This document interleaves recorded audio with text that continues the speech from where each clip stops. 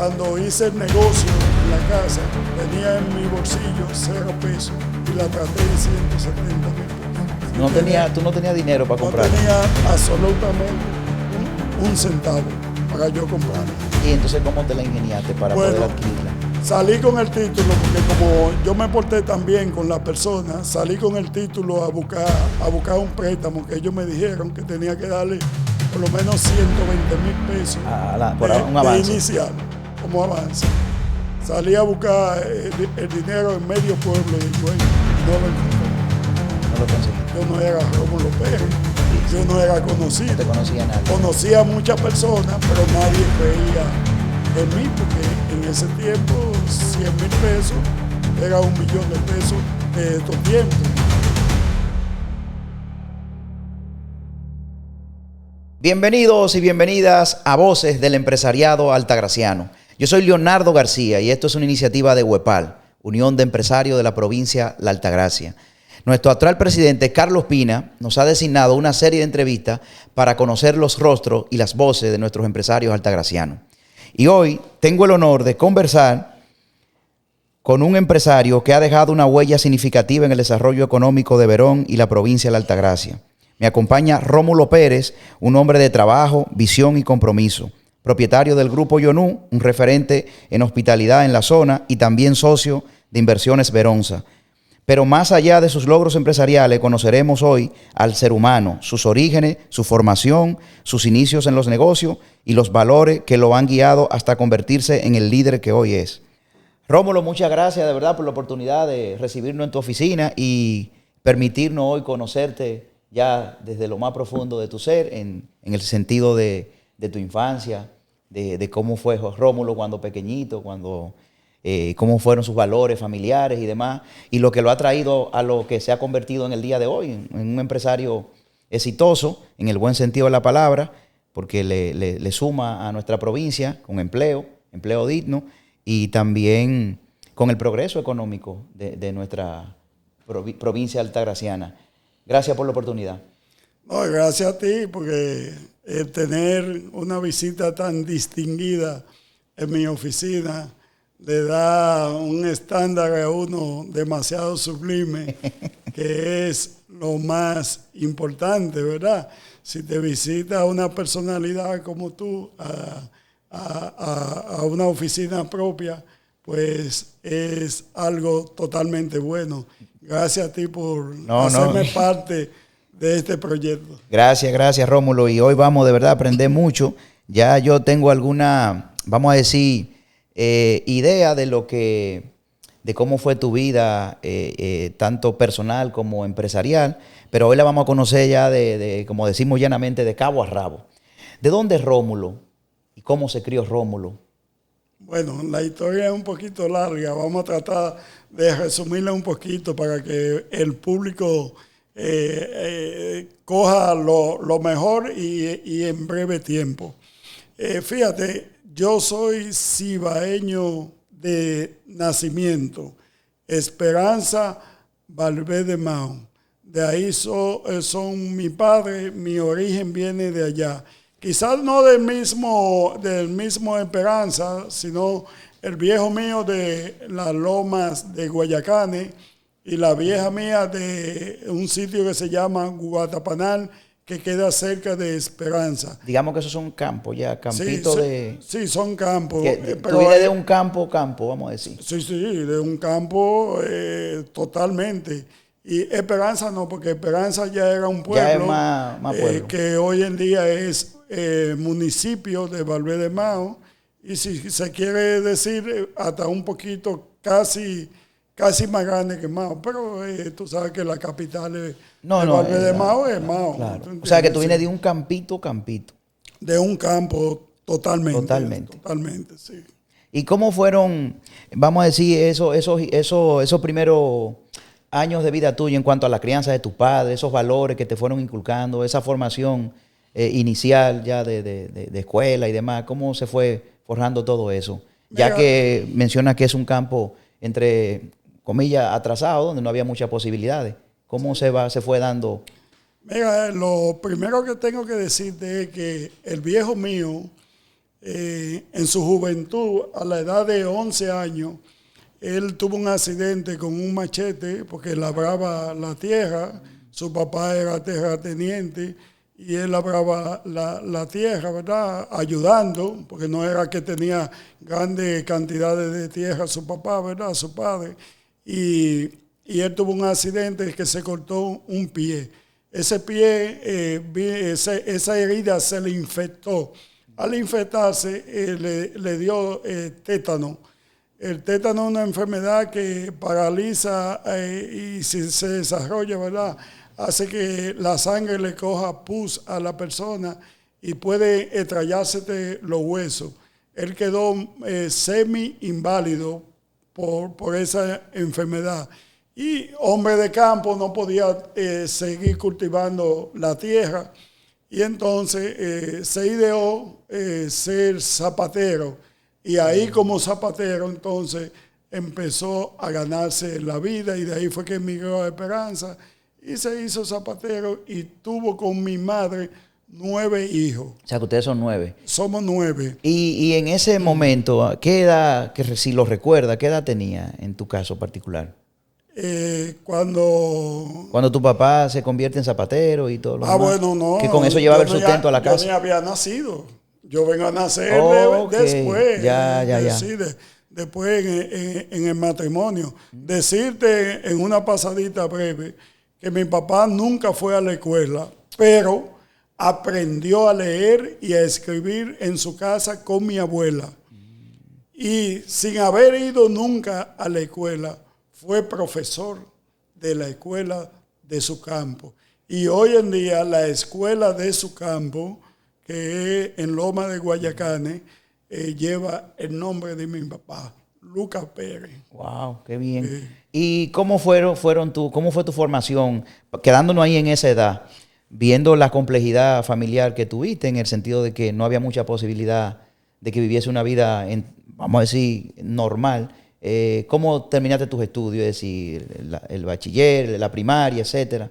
¿Cómo se fue dando todo eso? Mira, eso se vino dando porque papá mío, mi padre, siempre fue muy acuicioso y le gustaba la educación. Acuérdate que te dije que somos 9 hermanos. De esos 9 hermanos, el viejo mío hizo 9 profesionales, porque nunca se descuidó precariamente en lo económico, nunca se descuidó de la educación. Para él eso era muy importante. Para él era lo más importante que podía haber. Y dentro de esa educación, fue totalmente apoyada por el viejo mío y la madre mía, con toda la precariedad de que podía haber, apoyaba lo que hacía el viejo mío. Tú sabes que esas mujeres de antes eran unas mujeres que le pesaban los ruedos de la falda. Y nosotros, en el sentido de ir a la escuela, siempre íbamos bien limpiecitos. Ahora bien, no es como ahora, que ahora te dan un uniforme y a mitad de camino te dan otro y tú puedes tener 4 y 5 uniformes. Antes era un uniforme que te quedaba el pantalón largo, bastante largo, te ponían los redos más o menos a como debía de ser, pero ese mismo pantalón te duraba a ti 5 y 6 años y los redos se le iban bajando. Llegaba un momento que ya te quedaban brincacharcos, porque tú sabes que el muchacho aumenta mucho de tamaño. Y así fue más o menos el inicio de nosotros. La primaria tú la terminaste allá porque estamos allá en el campo, entonces quiero saber si esos estudios tú los finalizaste allá, la primaria y la secundaria. No, llegó un momento que el viejo mío, en vez de ser zapatero, y en esos tiempos llegó la Mocachú a Moca, ¿verdad? Y ellos hacían un zapato que te costaba poco dinero y era muy bueno en cuanto a fabricación. Entonces todos esos zapateros pasaron a un segundo plano. Entonces la economía allá en la casa bajó mucho. Y como nosotros vivíamos en Esperanza y había un ingenio, el viejo tuvo que picar caña asociado con un haitiano. Y entonces con sus debilidades en los brazos, tuvo que hacerlo, porque había que buscar el sustento de la familia. ¿Qué edad tú tenías en ese momento cuando el viejo se dedicaba al corte de la caña? Algún 9 o 10 años. ¿Tú hacías alguna actividad laboral en ese momento para ayudar en la casa? No, más que vender periódicos. ¿Tú vendiste periódicos? Sí, claro. Nosotros, inclusive, hasta la misma caña, había que apilarla y ponerla en pilita y bien formada para un aparato, entonces subirla a los vagones de la caña, ¿verdad? Que lo jalaba un tractor. Nosotros tuvimos que también ayudar al viejo en esa actividad. Entonces, él tenía un catedrático amigo, el señor Luis Gómez, que luchó mucho en contra de Trujillo en aquellos tiempos, y él siempre lo iba a visitar allá, porque el papá mío, como te dije, era muy ducho y leía bastante. Entonces, él veía las condiciones de la familia, las condiciones económicas muy necesitadas. Entonces él le dijo al papá mío, mire compadre, usted tiene que irse necesariamente para Santo Domingo, porque ya usted no puede subsistir aquí. Y entonces en eso el viejo mío se mudó con toda su familia para Santo Domingo, pero especialmente para los Alcarrizos, y porque era en una casita de la mamá del compadre de mi papá. Entonces, en esa casita, era una casita de 2 habitaciones, sala y un aposento. Estoy hablando de 11 cabezas, ¿verdad? En una salita y en un aposento. No había cocina ni nada. O sea, vivían todo ahí apilados. Sí, la mamá mía se ideó a hacer un parapete para que el sol no se la comiera.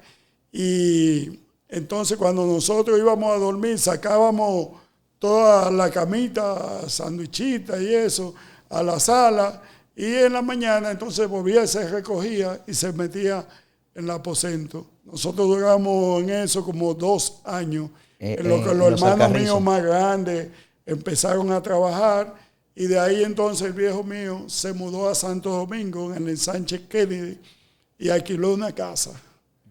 Y ya ahí entonces nosotros pasamos a vivir una vida un poquito más acomodada. Totalmente sencilla, pero más holgada. Más holgado. Sí. Sí. Menos mala, si se puede decir. Sí. Y ahí en Santo Domingo, porque vemos que también hiciste vida en la capital, luego de salir de Mao. ¿Algún trabajo, algo que te haya dejado alguna enseñanza para ir conectando con la razón de cómo te convertiste en el empresario que eres hoy?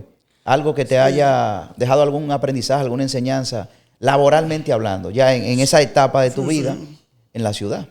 Fíjate, cuando nosotros llegamos a Santo Domingo, la edad mía era poca. Entonces, ¿qué oficio yo tuve que hacer allá en Santo Domingo?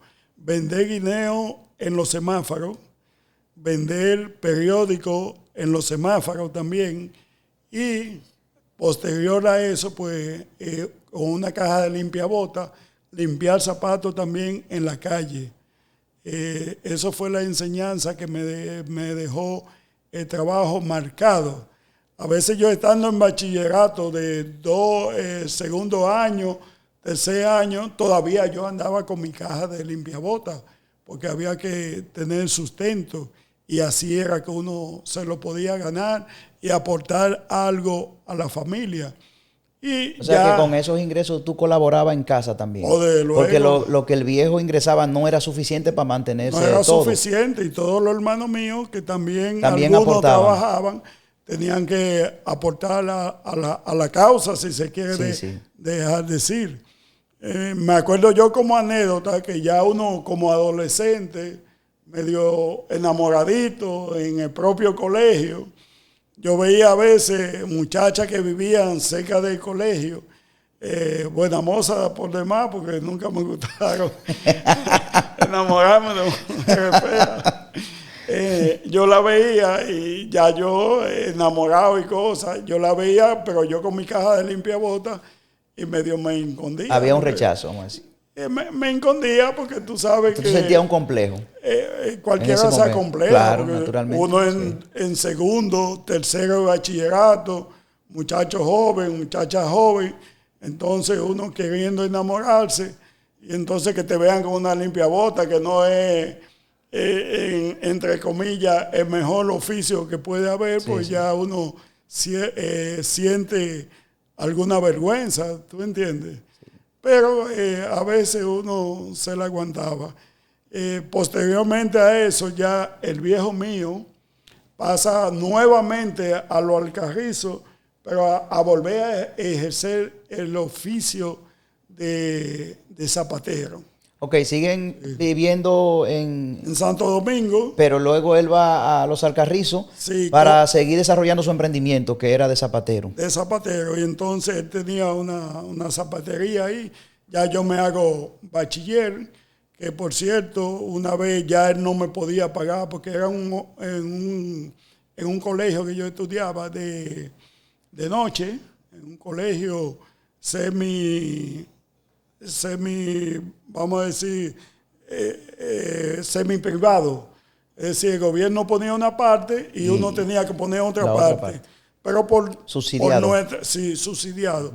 Pero por nuestra condición económica llegó una etapa que ya el viejo no podía pagar el colegio, ni yo podía tampoco pagarlo.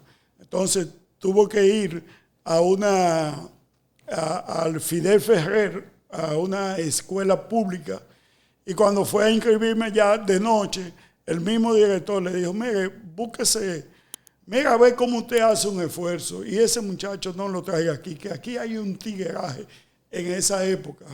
Aquí hay un tigueraje demasiado grande. Tuvimos que volver nuevamente al colegio. Y la directora, que nosotros le tenemos un agradecimiento de por vida, nos dijo, mire, déjeme el muchacho aquí. Y usted me paga cuando usted pueda, si me puede pagar. Y si no, no me pague, que yo como quiera le voy a dar su educación. Y así entonces yo pude terminar el bachillerato. Entonces ya después de terminar el bachillerato, me quedo yo prácticamente en el aire, ¿cómo voy a estudiar? Pero ya tú tenías el interés de estudiar en la universidad, porque no, viniendo de un entorno así, donde estamos, vamos a decir, sobreviviendo, buscando la manera de ver cómo nos va en el día de hoy, no creo que haya mucha intención de formación. ¿Tú la tenías? De formación ya superior. no, si no la tenía el viejo me daba por la cabeza, porque no era que si yo quería estudiar, era que era de forma obligatoria. Pero existe la UAS.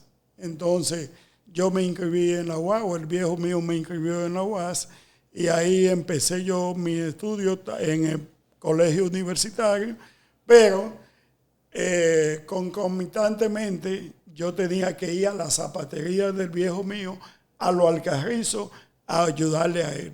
¿Y te ausentaba? Y de ahí, no me No. ausentaba. Y de ahí entonces salía la manutención mía para yo poder ir a la universidad, pagando pasajes. Otra vez me iba en bicicleta, que quedaba como a 5 kilómetros, pero en bicicleta yo lo hacía desde el Kennedy hasta la UAS. Y entonces en la subida de la Alma Mater, que es una subida demasiado empinada, pues yo tenía que desmontarme, subirla a pie y entonces volver a coger la lomita más suave. Wow. En la bicicleta. Muy fuerte. ¿Y cuáles considera, Rómulo, que hayan sido durante todo ese proceso, vamos a decir ya de desarrollo de adolescente, que hayan sido esos valores que te hayan tocado para convertirte en un emprendedor? Porque hasta ahora vemos que no hay como alguien que te haya impactado directamente para convertirte en eso, aunque tu papá ya venía haciendo pinino en el mundo del emprendimiento. Pero ¿cuál fue la razón de tú ver como ese escaparate de convertirte en la persona que eres hoy, un empresario? ¿Cuáles fueron las influencias? Sí, Y no quedarte en un empleo cómodo en una institución. Tú sabes que el viejo mío aprendió el oficio, que es una emprendeduría, pero él nunca fue como acuicioso de hacer negocios o algo por el estilo, o coger algo prestado para él desarrollarse. Pero era un viejo que en cuanto a la educación era así. Tú estudias sí o sí. Entonces por eso salimos 9 profesionales. De allá, cuando yo estaba estudiando en la UAS, conocí a Fidel Martínez, mi gran amigo, mi gran hermano, que estudiaba también agrimensura. Pero Fidel tenía a su viejo que hacía título de propiedades y entonces utilizaba agrimensores, y ahí ya cuando uno va avanzando, ya tú puedes medir. Entonces nosotros veníamos de vez en cuando aquí a Higüey a medir algunos solares, algunas propiedades, y entonces ya yo llego al término de la agrimensura, conociendo a Fidel y viniendo mucho aquí a Higüey. Y entonces me fui quedando, hasta que me quedé en Higüey. Digamos que hasta ese momento tú eres un hombre soltero, no tienes todavía... No, porque yo era un adolescente. Sí, tenía 17, y sin 18. ningún tipo de recursos. ¿Para dónde uno va? A terminar la universidad. Entonces, cuando llego aquí, no he terminado todavía. No ha terminado la carrera. Al 100%, no había hecho... ¿En qué año estamos ahí más o menos que tú recuerdes? Nosotros estábamos en ese tiempo, 85, año 1986 más o menos. Entonces tú venías de Santo Domingo, venías a Higüey a hacer trabajito y luego te ibas y así luego fue que te fuiste como relacionando con la provincia. Exacto. Me acuerdo yo que fueron muchas las necesidades que se pasó en ese tiempo. Porque Fidel tenía su casa, la casa del viejo, y ahí mismo él montó una oficina de agrimensura. Y teníamos una secretaria, pero digo yo que teníamos, pero eso lo pagaba Fidel, porque yo no tenía ningún tipo de recursos. Yo vivía en la casa de Fidel. Y cuando venía a dormir aquí, él y yo dormíamos en una camita sándwich, donde los dos no podíamos acostarnos a boca abajo, ni a boca arriba los dos, uno de lado y quizás el otro a boca abajo, porque era una camita demasiado estrecha. Pero ahí yo me fui quedando hasta que terminé y pude hacer la tesis universitaria, y ahí ya entonces, pasando algunos trabajitos, me quedé totalmente en Higüey. Y una de las anécdotas que yo tengo es que una vez pasando necesidades y mucho trabajo, porque no tenía un tío, no tenía un sobrino, no tenía un primo, no tenía absolutamente a nadie aquí en Higüey más que a ese amigo. Pero el amigo nunca va a estar todo el tiempo y todo el día al lado de uno para suplirte todas las necesidades. Me acuerdo yo que iba un día a cenar, cuando eso estaba de moda, los chimichurri, y yo tenía 5 pesos. 5 pesos costaba un chimichurri. Y salgo de mi casa, detrás del liceo, aquí cerca de Claro, que un señor tenía un chimichurri, y le digo, mira, dame un chimichurri. Y cuando lo estaba preparando y cosas, llega la secretaria que era de nosotros, con su novio. Yo estoy ahí en la silla. Rómulo, ¿cómo tú estás? Bien, bien, gracias. Entonces, cuando el hombre me pasa el chimichurri, yo me lo voy a comer ahí. Pero yo no tengo absolutamente más que los 5 pesos que costaba el chimichurri. Wow. Y él me dice, ¿con qué se lo va a comer al momento de pasármelo? No, yo me lo voy a llevar. Pues no podía comérmelo ahí, porque ¿con qué me lo como? No tenía con qué comprar el jugo, el refresco. Nada, absolutamente. Nada más tenía los 5 pesos. Entonces, en ese momento que ya tú estás establecido en Higüey y estás solo, porque... Pero déjame terminarte la anécdota. Cuando me lo llevo, me lo como allá en la habitación, en la casita que teníamos alquilado junto con Fidel. Entonces, que termino de comérmelo, ¿con qué yo lo bajo? Teníamos un galón de agua de la llave, y con eso yo me bajé el chimichurri. Y entonces, en ese momento que ya tú te has establecido aquí en Higüey, y vemos que tú venías de una familia unida, que siempre estaban juntos luchando por la supervivencia de todos ustedes. ¿Qué pasa con la familia allá ahí? Porque ya tú vienes y te quedas aquí. Entonces, ¿cuál fue el destino de tus padres y tus hermanos? Mira, cuando yo estaba viviendo aquí, que estoy dando mi primer paso, consiguiendo medir un solarcito, una propiedad y cosas. Iba a Santo Domingo, los padres se quedaron allá, ¿verdad? Iba a Santo Domingo y a veces el viejo tenía que darme pasaje para yo poder volver otra vez para acá, para Higüey. Pero tú sabes que todo profesional cuando va quedando bien y es un poquito serio, se va aumentando la cantidad de trabajo. Entonces fue aumentando la cantidad de trabajo, Me hacía falta un agrimensor, entonces ahí yo consigo que Pedro Ignacio Encarnación, mi gran amigo y compadre, viniera para acá, para Higüey, para que me ayudara. Nos mudamos en Barrio Nuevo, él y yo en una casa, y nos portamos también ahí en el alquiler de la casa, que la señora me vendió la casa. Yo la compré solo en ese momento, porque le dije a Pedro, bueno, yo la voy a comprar yo solo, porque tengo un poquito de recursos. Y ahí entonces, si un día nos dividimos, que tarde que temprano nos vamos a dividir, pues yo me quedaré con la casita. Una casita de 170,000 pesos me la vendieron. Y cuando hice el negocio con la casa, tenía en mi bolsillo 0 pesos. Y la traté en 170,000 pesos. Tú no tenías dinero para comprarla. No tenía absolutamente un centavo para yo comprarla. ¿Y entonces cómo te la ingeniaste para poder adquirirla? Salí con el título, porque como yo me porté tan bien con la persona, salí con el título a buscar un préstamo que ellos me dijeron que tenía que darle por lo menos 120,000 pesos por un avance. De inicial, como avance. Salí a buscar el dinero en medio pueblo de Higüey y no lo encontré. No lo conseguí. Yo no era Rómulo Pérez. Sí, yo no era conocido. No te conocía nadie. Conocía a muchas personas, pero nadie creía en mí, porque en ese tiempo 100,000 pesos era 1,000,000 de pesos de estos tiempos. Sí.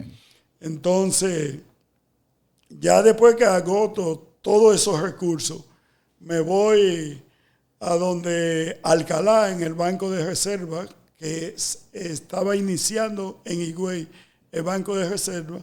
Le digo la situación, caramba, mire, yo tengo esta casa así y me he andado medio pueblo de Higüey y nadie me quiere prestar 120,000 pesos y yo con 100,000 pesos lo hago. Me dijo, no, pero si tú quieres yo te lo presto a través del banco. ¿Cómo va a ser? Porque él y yo éramos amigos y yo no estaba pidiendo el préstamo, sino diciéndole... Comentándole la situación. Lo que me había pasado. Sí. Entonces me dijo, no, pero si tú quieres yo te presto 100,000 pesos, hazte el título a nombre tuyo y tú lo puedes hacer, sí, porque ellos me lo prestaron, me lo dieron. Entonces le pagué impuestos a la venta, fui al Seibo, donde una señora que se llama Carmen Pellegrín, nunca se me olvida el nombre, que ella me hacía algunos títulos, y le expliqué la situación porque yo quería que me lo hiciera rápido el título. Me dijo, no, ahora mismo yo te lo hago, me hizo el título una vez, antes pasaba eso. Era así, sí. Y me dijo, mira, yo te voy a hacer, aparte del título, te voy a hacer una certificación de carga y gravamen, porque tú la vas a necesitar para el préstamo. Oye, eso cuando las cosas se te ponen a tiro de ji. Y entonces ya con eso yo hago el préstamo. Le doy 120,000 pesos a los propietarios de la casa. A los propietarios. Los otros 20 lo conseguí de un trabajo que iba a hacer de un deslinde. Hice que el dueño del deslinde me lo pagara por adelantado. Hasta yo mismo hice el cheque porque no sabía firmar bien. Y de ahí le llevé los 120,000 pesos a la persona. Y los otros 50 era para pagárselo en 6 meses. Se lo pagué en 3 meses. Y de ahí lo demás es historia. Pero es bueno para conocer un poquito el cerebro del empresario Rómulo. Vemos que hasta ahí tú no tienes un trabajo fijo, que te estén pagando un 15 y un 30.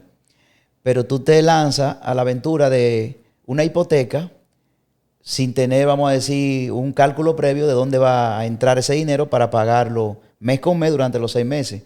¿De dónde salieron esos ingresos? El préstamo fue a año y medio.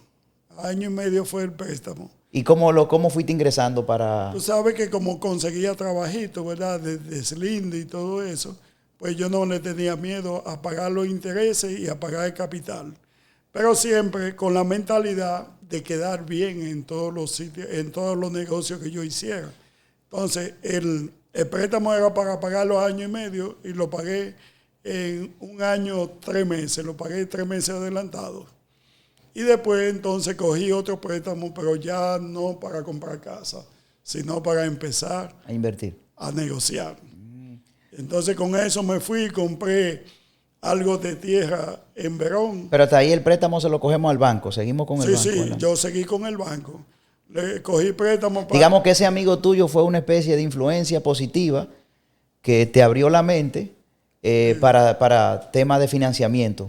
Partiendo de ese conocimiento, ahí ya tú te diste cuenta que se podía crear cosas sin tener un capital o una palanca previamente, apoyándose de la banca. Sí, porque ese amigo yo le hacía trabajo al banco de agrimensura.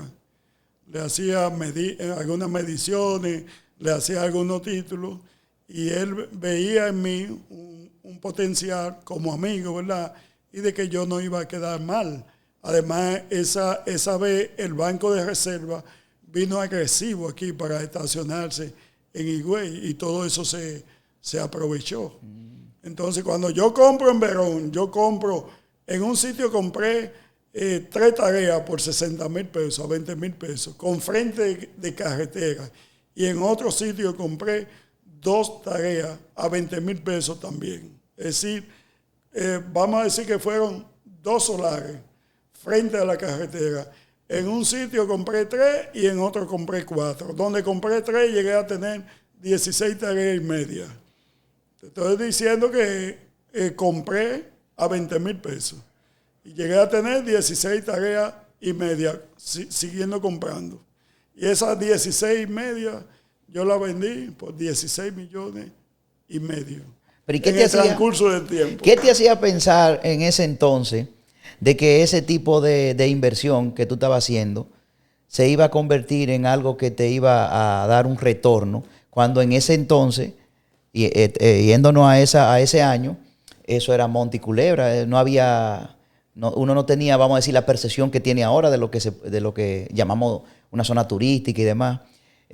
¿Cuál era esa influencia que te hacía pensar que eso podía en un futuro convertirse en lo que se convirtió hoy? Bueno, la influencia que me dio o la visión que yo tuve fue de que el hombre debe de tener algo. No es solamente tú tener la profesión y tú pensar en el diario vivir de tú agarrar un trabajito, sino de tú pensar tener algo e ir guardando. Entonces yo medía mucho por ahí, por la zona de Verón, y yo veía que el flujo de vehículos cada día iba aumentando. Iba aumentando también las inversiones de infraestructura, es decir, las construcciones. Y como me decía un amigo viejo, no viejo por tener mucho tiempo, sino que tenía mucha edad. Tenía mucha edad. Él me decía, mire, cuando usted quiera invertir, compre siempre tierra, que la tierra es lo único que no se reproduce. Y todos los días va a costar más. Entonces, compre tierra. Y me llevé del amigo y siempre vivía comprando tierra. Comprando pedacitos Yo pagaba de tierra, ¿no? intereses para comprar tierra. Para comprar tierra. Por eso te pregunto, porque veo que era una decisión muy osada y muy arriesgada, en el sentido de que tú estás cogiendo prestado para pararlo en tierra. Porque es muy distinto a coger prestado para un negocio que te vaya a generar un flujo de caja. Entonces tú tenías esa valentía de invertir en algo que hoy lo vemos que puede transmitir un futuro importante, pero en ese momento no era lo que la mayoría veía. Sí, y decirte también que el interés antes no es el interés de hoy en día. Antes yo cogía dinero prestado a un 5%. Era mayor al de hoy. O mucho mayor. Me acuerdo yo, Leonardo, que una vez le compré una casita a Genaro de la parada de Guagua, ¿verdad? Que tenía un parador ahí muy grande. Y se la compré una casita en un sitio atrás en 34 mil pesos. Esos 34 mil pesos lo cogí yo prestado así, uno encima de otro, a un 5%. Wow. Y esa casita le facturé yo más de 5 años a 6,000 pesos la mensualidad. Si tú multiplicas 60 por 5,000 pesos, más de 300,000 pesos le saqué yo a esa casita, en alquiler solamente, y era en 300 metros. Hoy en día la tengo intacto el terreno, la casita. ¿Todavía pertenece a ti el terreno? Sí, el terreno es mío. Ahí donde está la casita, yo empecé con una tarea y hoy en día tengo como 5,000 metros en habitaciones de alquiler. Muy bien. Así que el desarrollo ahí fue bastante, con una visión buena. Yo tenía que entrar en ese entonces por un callejoncito. Después le hice una lotificación a Robin Pancho Llano y a Francisco. Y por ese terreno me pasó una calle frente a frente, bastante amplia, que hoy en día todo el mundo le llama la doble vía. Pero era porque tenía el terreno. Sí. Si no lo hubiera tenido, pues no me pasa calle nunca. No te pasa. Sí. Qué bien. Bueno, hasta aquí, la verdad que hemos sustraído una enseñanza bastante valiosa, porque Rómulo ha decidido hoy abrirse completamente a su pueblo, porque si bien es cierto que él viene de Mao, pero lo consideramos completamente higüeyano, porque la mayor parte de su tiempo y de su vida lo ha pasado aquí. Ya nos convertimos en el empresario del mundo del terreno, que fue donde te formaste, en la agrimensura, pero vemos que tú no eres el típico agrimensor que se dedica solamente al tema de la medición de la tierra y demás.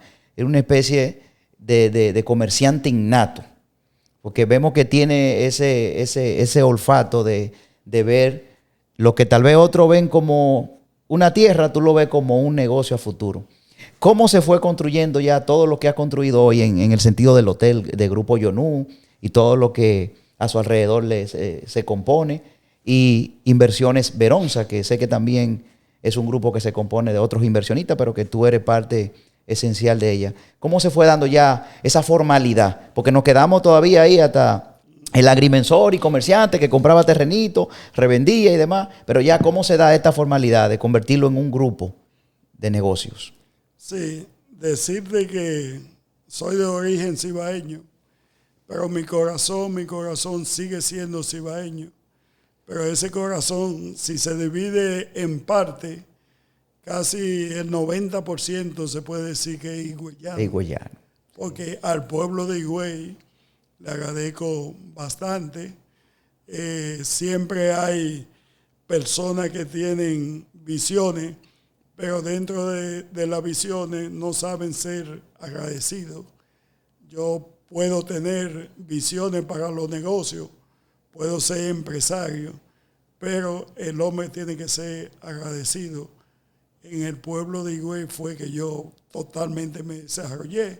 Llevo mi cibaeño en el corazón, pero me quedo en mi pueblo de Higüey. Y por él lucharé hasta última instancia.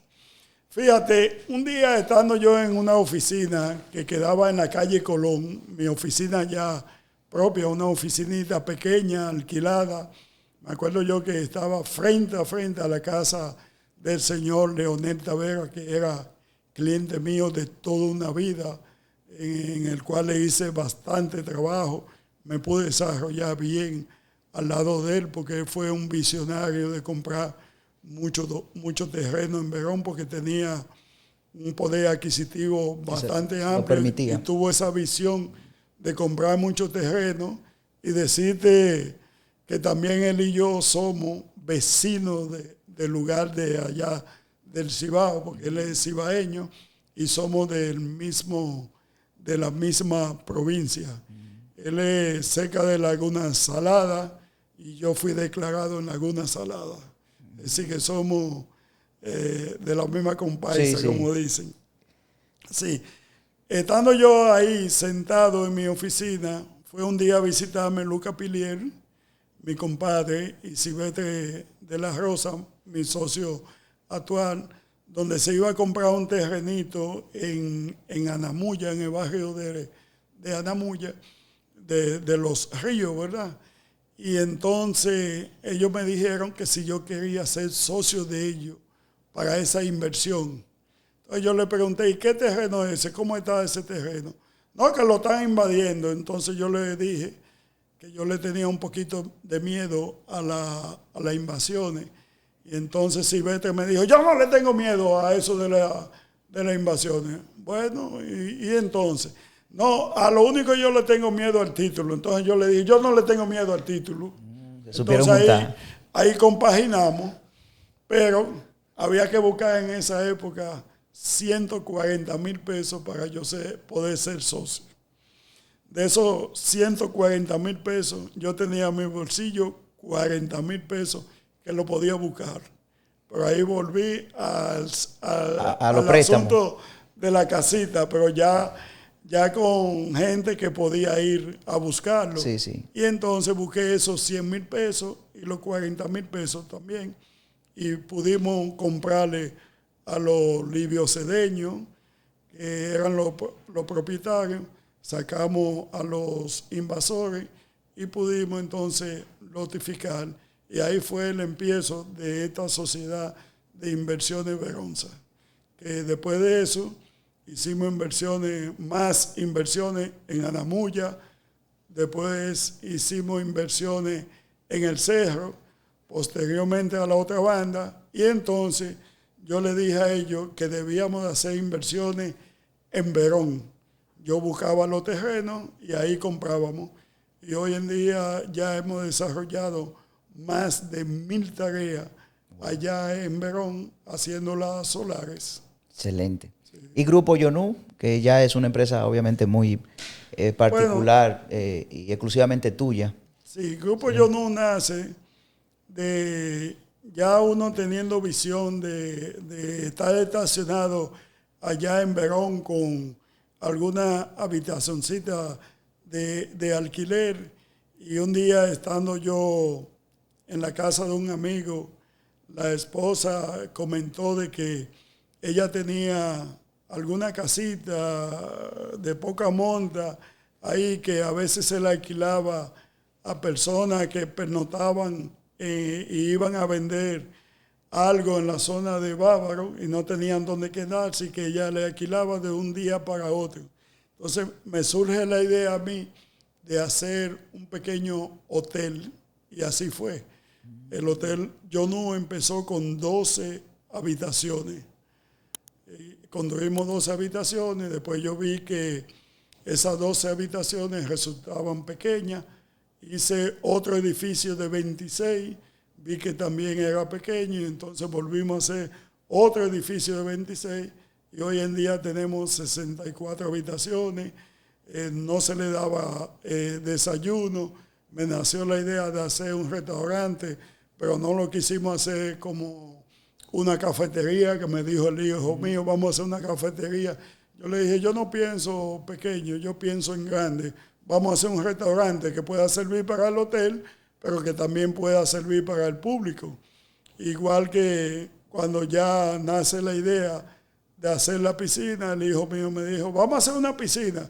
Yo le dije, acuérdate que yo no pienso en pequeño, yo pienso en grande. Vamos a hacer 3 piscinas y vamos a hacer que sean grandes también. Entonces ahí yo construí 3 piscinas, una de niños, que caben muchísimos niños, y 2 de adultos, con la idea de que una se podía alquilar y la otra se podía seguir para el público en general y para la gente del hotel. Y así nace parte del Grupo Yonú, porque después entonces nace Vender Motores, porque tengo un amigo que es rotario, se llama Roberto Almonte. Él es el que trae los supergatos aquí al país.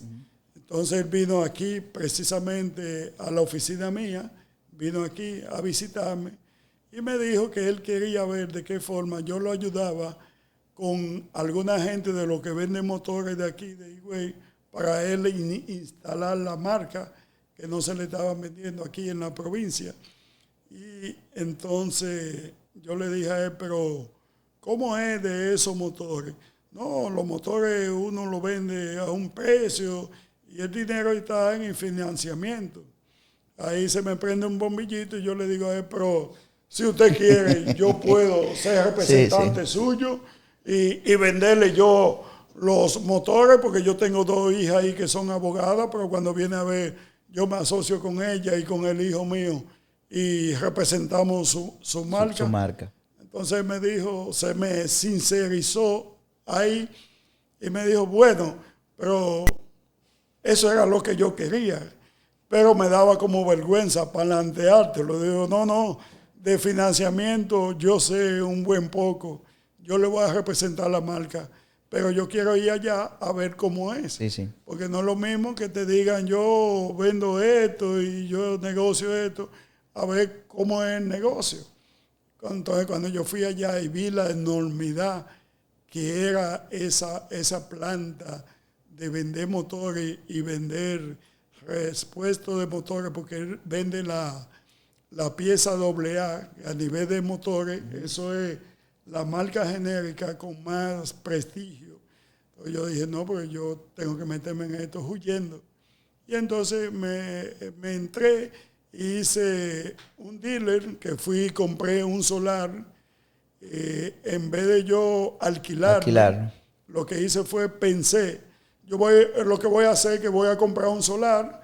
En ese solar, aunque busque financiamiento completo del solar, lo voy pagando al paso y un día ya será tuyo. Ese local es mío, porque no pienso en hacer rico a nadie pagándole alquileres y que después me lo pidan y tenga yo que irme de ahí.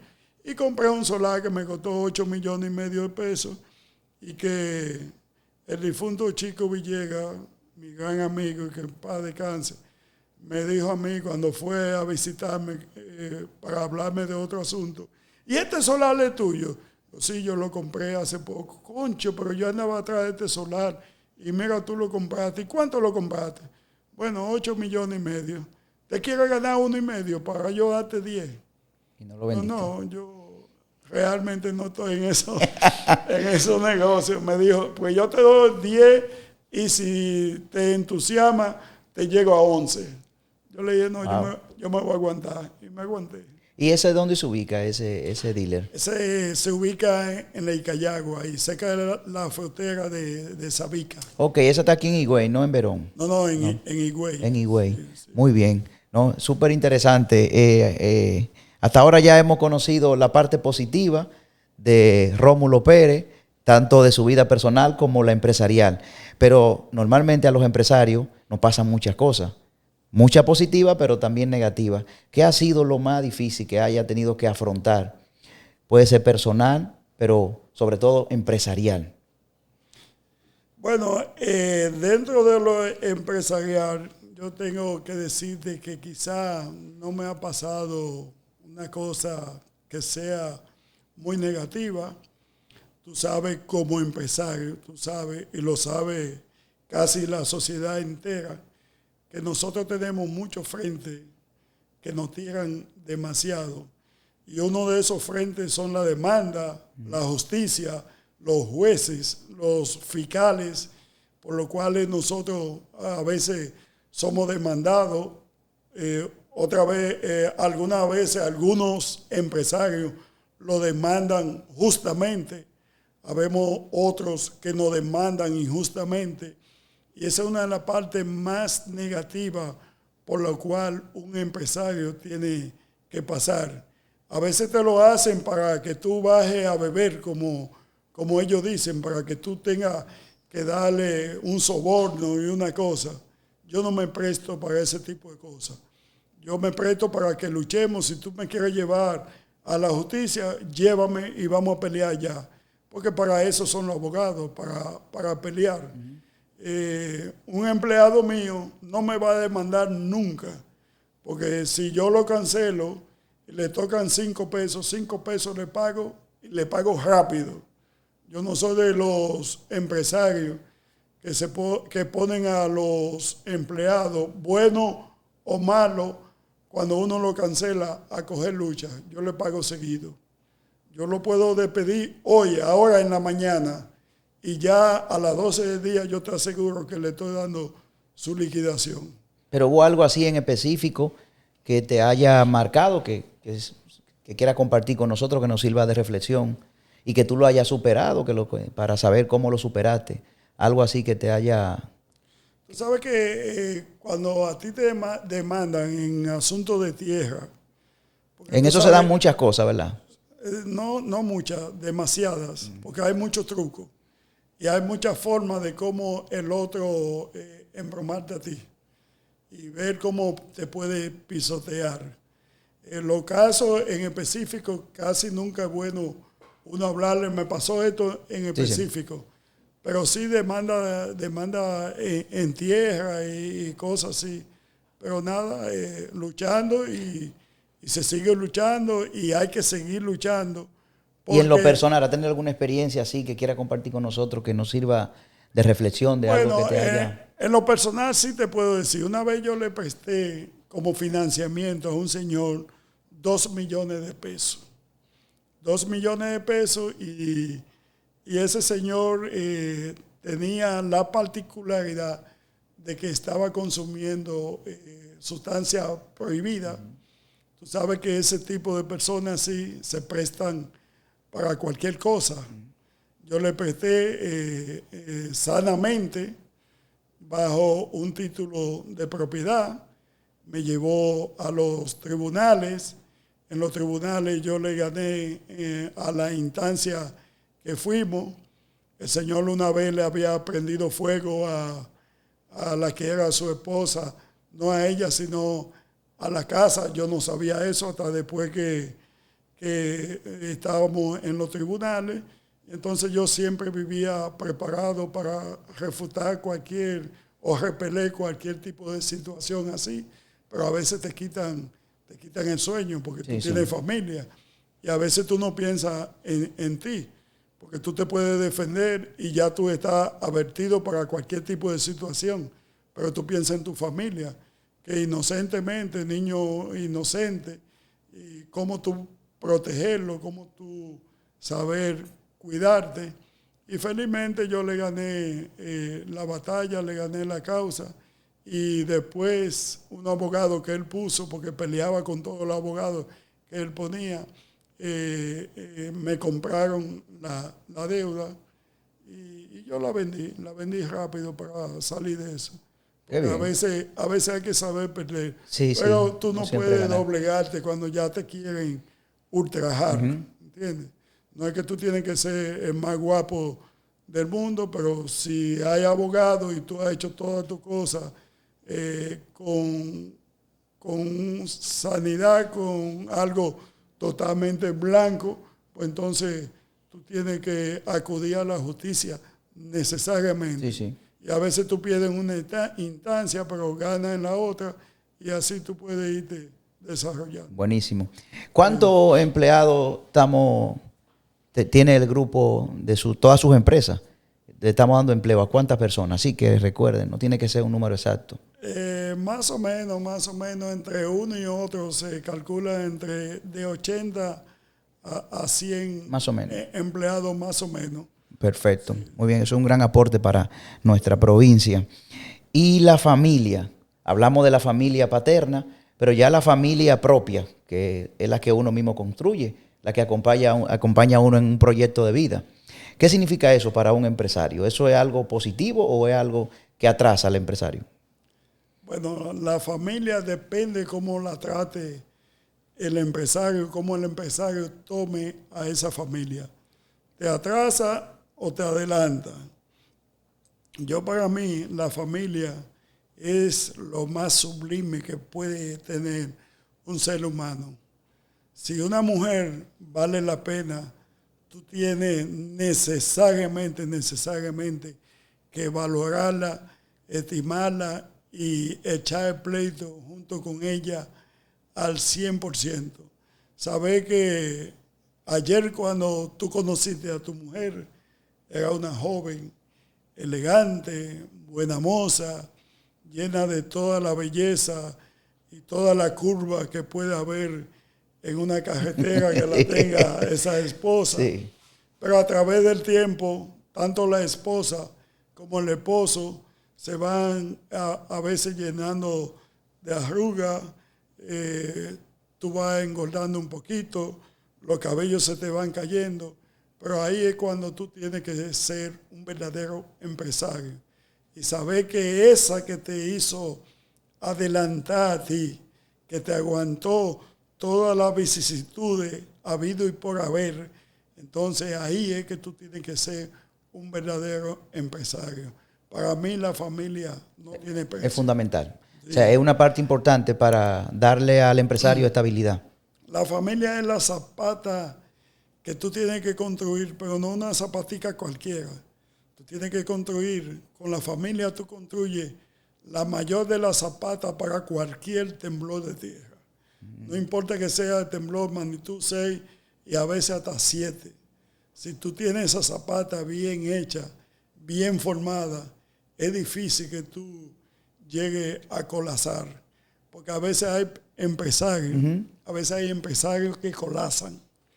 Pero tú tienes que buscarle la forma en que colapsó.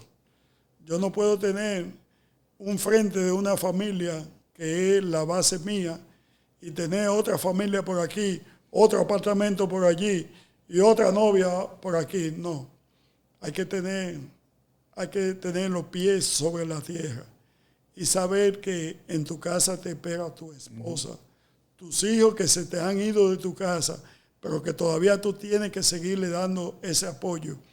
Porque en el único ser viviente, que todavía el niño, cuando cumple 60 o 70 años, tú tienes que irlo conduciendo y darle consejo, es en el ser humano. La vaca de teta a los 6 meses, pero 6 meses para nosotros es un empiezo demasiado efímero. Entonces, cuando el hijo tiene un proyecto y ese proyecto tú ves que necesita del consejo tuyo, de la mano amiga, entonces tú tienes que seguir con ese proyecto. Muy bien. Entonces tú no te puedes despegar de tu familia, de tu tronco. Y el que se despega puede ir pagando consecuencias. Le puede pasar una factura bastante cara. Sí. ¿Y cuántos años tiene de casado? De casado tengo aproximadamente de 35 a 40 años. La esposa mía es la que lleva bien la cuenta. Pero es bueno que nosotros y los jóvenes sepamos esto porque que es muy importante el núcleo familiar y que le da estabilidad emocional al empresario para poder afrontar todos los desafíos que hay fuera en la empresa que no son fáciles. Como hablaban ahorita fuera de cámara, el empresario sufre mucho porque lo sufre solo todo lo que le acontece y tiene que buscar la vía de afrontar las situaciones que el negocio, la empresa, le van sorteando. Vamos a hablar un poquito ya para ir finalizando de la parte social y lo que nos compete a nosotros, que es WEPAL, la Unión de Empresarios de la provincia de la Altagracia, a la cual nosotros representamos de la mano de nuestro presidente Carlos Pina. Usted fue presidente de WEPAL y dirigió la institución, ha sido parte del desarrollo de la misma. ¿Qué tan importante considera que este tipo de organizaciones se promuevan y que la gente se siga sumando a ella para seguir fortaleciendo la provincia en todo su sentido, es decir, tanto económico como social? ¿Qué aporte hace eso? ¿Qué tan importante es? ¿O eso no tiene mucho sentido? Mira, los aportes que lleva a la sociedad la unión, no WEPAL, yo te diría que la unión es tú unirte. De ahí que la Junta de Vecinos, cualquier sector donde la Junta de Vecinos falla, está fallando el sector completo. De ahí que uno tiene que saberse unir en muchas de las instituciones que hoy abarcan la provincia de la Altagracia. A mí me decía una vez un señor que me reservo el nombre, me decía y me refutaba en mi cara, usted quiere estar en todas. Y yo le dije a ese señor, no, yo no quiero estar en todas. A mí me buscan para que yo esté en todas. Porque no todo el mundo le dedica tiempo a las diferentes instituciones a las cuales uno pertenece. Y fíjate que si no estamos unidos, no nos respetan en diferentes cosas. Porque tú puedes decir, bueno, la unión de empresarios, si estamos flojos como unión de empresarios, está flojo el empresariado completo de Higüey. Nosotros podemos exigir mucho como empresarios, pero es si estamos unidos. Exacto. Entonces, a mí me llamaron para que yo perteneciera a ese nuevo grupo que se iba a formar de empresarios de Higüey, estando yo en mi casa, una noche como a las 7, ven, porque nos vamos a reunir, que vamos a formar una asociación de empresarios, una unión en este caso de empresarios, y queremos que tú participes. No hay problema, voy para allá. Cuando eso, creo que me llamó o Misael o Darío Junior, uno de los dos me llamó.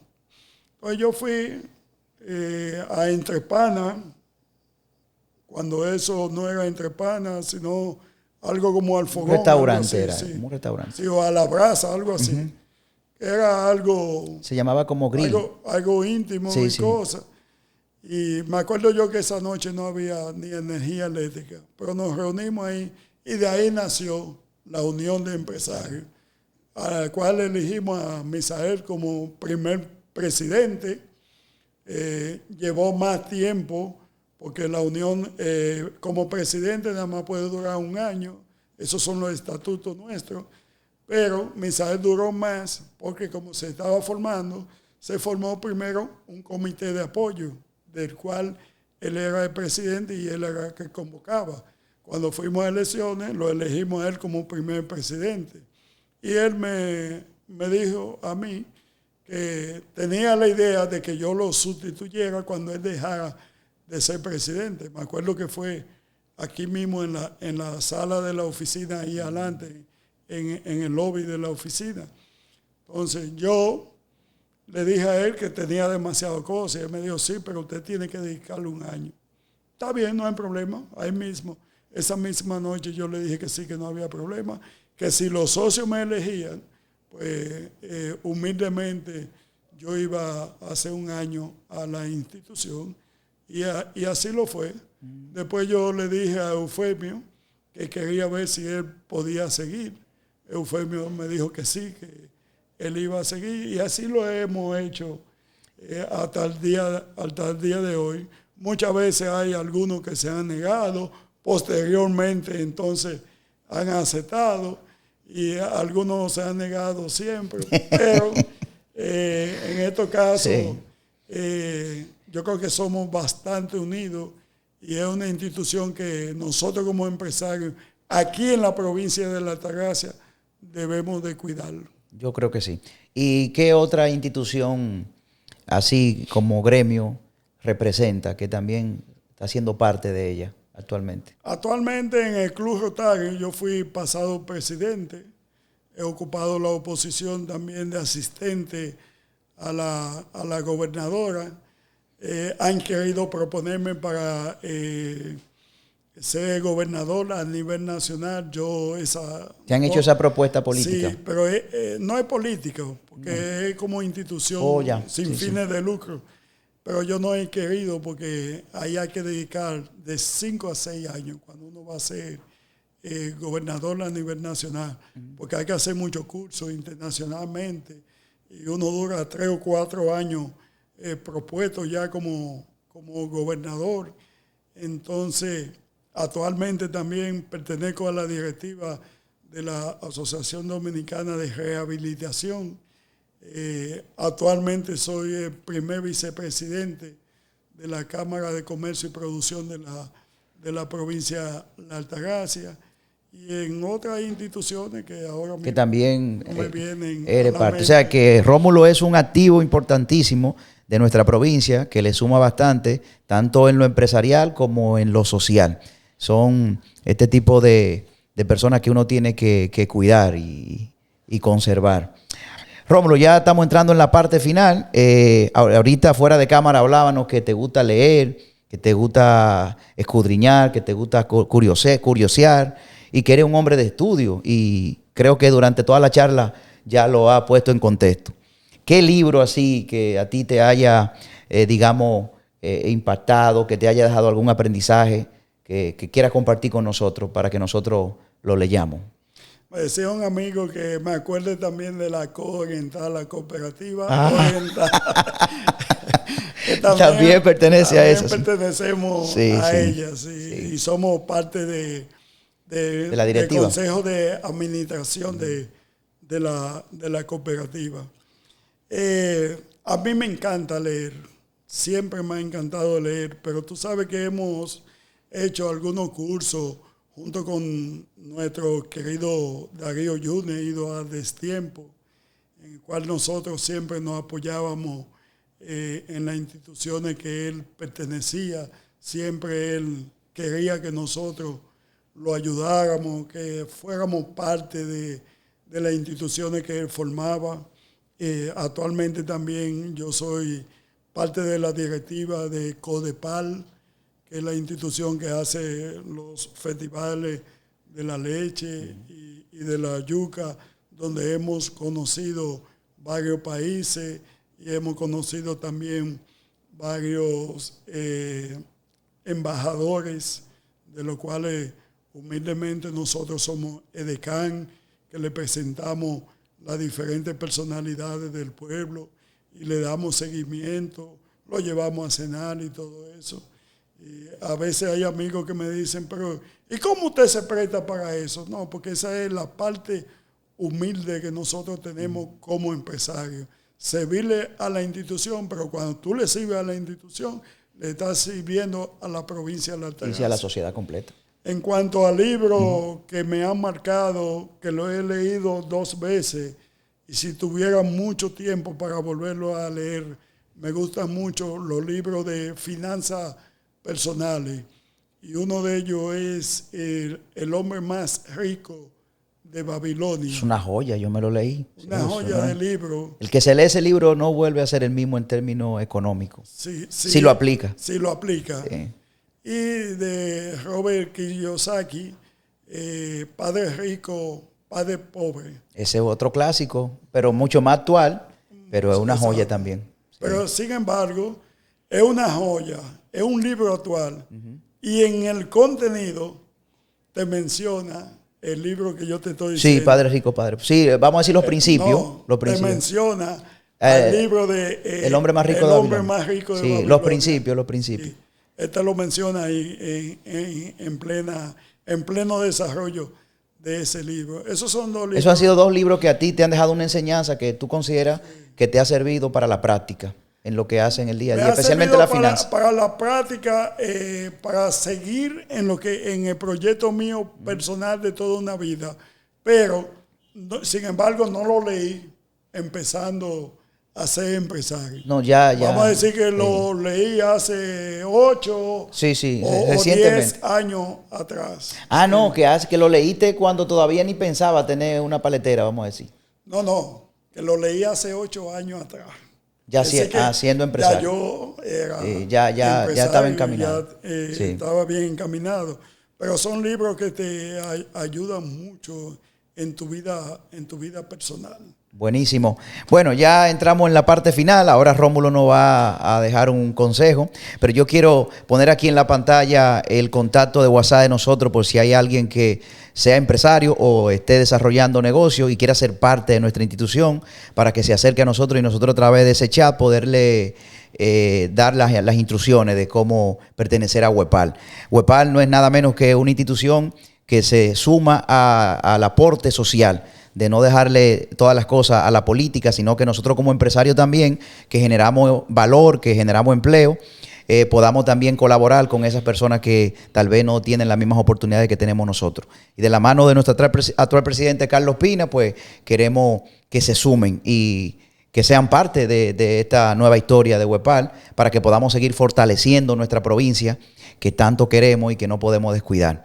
Rómulo, un mensaje final, un consejo que a ti te haya funcionado durante todos estos años de empresario y como persona. No ha dejado muchas lecciones valiosas acá, pero ya finalmente, ¿qué consejo nos daría a los que estamos desarrollando negocios? Sí, el mayor de los consejos que yo le puedo dar a cualquier empresario, a cualquier desarrollador o a cualquier empleado, porque para usted desarrollarse no tiene que ser empresario al 100%, puede ser empleado, pero a través de ese empleado puede desarrollarse. Es que hay que trabajar duro, duro, duro, tener una tenacidad, una consistencia y una aplicación al trabajo, vamos a decir que al 100%. Tú no puedes pensar en buscar los días feriados, la discoteca mejor. Hay que trabajar duro, duro, duro, pero a la vez hay que economizar. Hay que economizar y a través del tiempo esa economía ponerla a producir. Porque si no la pones a producir, de nada te vale tú trabajar fuerte. Entonces, en el sentido también de los lujos caen solos. Los lujos no se te pueden presentar a medida que tú vayas trabajando o tú empezando. Los lujos hay que tenerle mucho cuidado en tú comprar un vehículo en 12, 14 y 15 millones de pesos, como lo veo yo haciendo a algunos empresarios. Eso viene al paso, pero si el mismo vehículo que tú estás dando 12 millones de pesos, el otro te cuesta 6 o 7 millones de pesos, acuérdate que te está economizando 8 o 10 millones de pesos. Y eso a la corta o la larga va en detrimento de tu economía. Es decir, uno como empresario tiene que saber que tiene que trabajar mucho, pero también a la vez tiene que economizar. Muchas gracias y que Dios bendiga nuestra institución de Huepal con nuestro presidente Pina a la cabeza.